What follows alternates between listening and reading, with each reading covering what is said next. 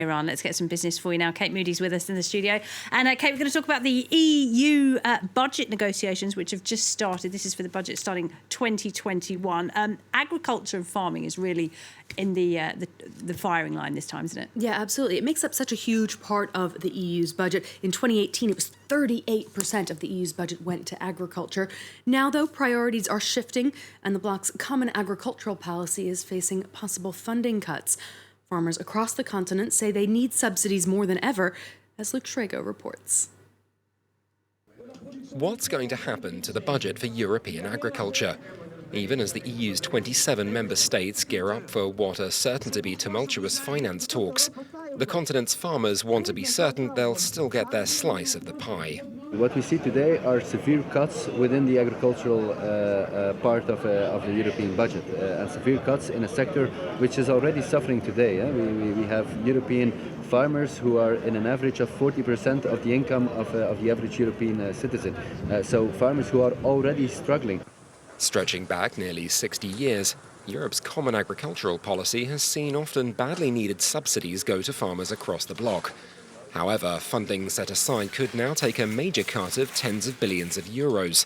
The result not just of the €75 billion hole left by the United Kingdom's departure, but changing priorities within a Europe that's seeking to make up that shortfall. Combating the climate crisis, modernising the economy, border protection and common defence, all areas that have been pulled into the foreground in recent years, and the funding has to come from somewhere. It's left already fractious discussions looking downright sour and farmers fretting.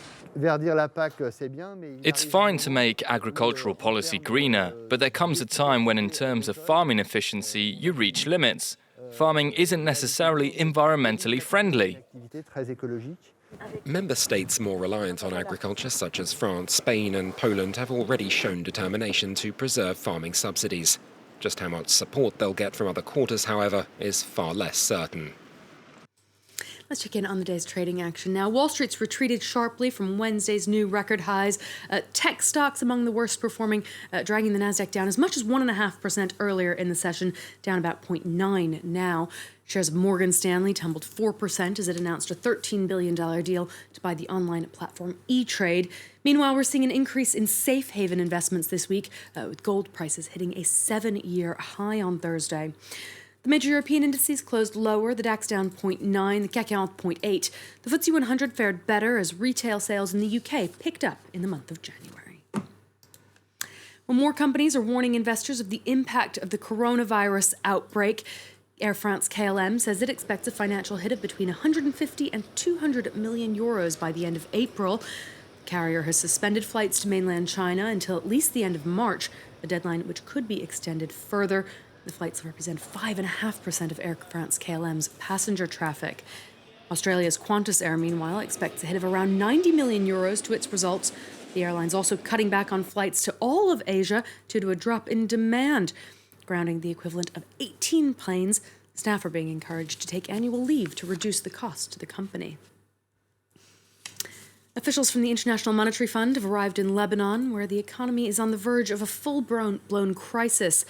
The government owes some $4 billion worth of debt payments this year, with $1.2 billion due in early March, and its currency reserves are dwindling.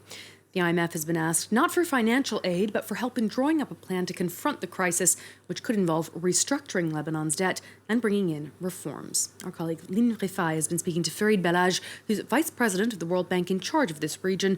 He says urgent action is needed.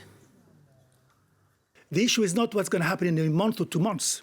The issue is the longer-term solution, and try to see whether through decisions to be made in the coming days, the decision makers of Lebanon would actually have at heart looking at the big picture and looking down the road at finding a way out of this very, very difficult time that they're going through. And there's more on the roots of Lebanon's crisis, Laura, in this week's People and Profit. That's on our website now. All right, great stuff, Kate. Thank you very much indeed, Kate Moody there. Let's get some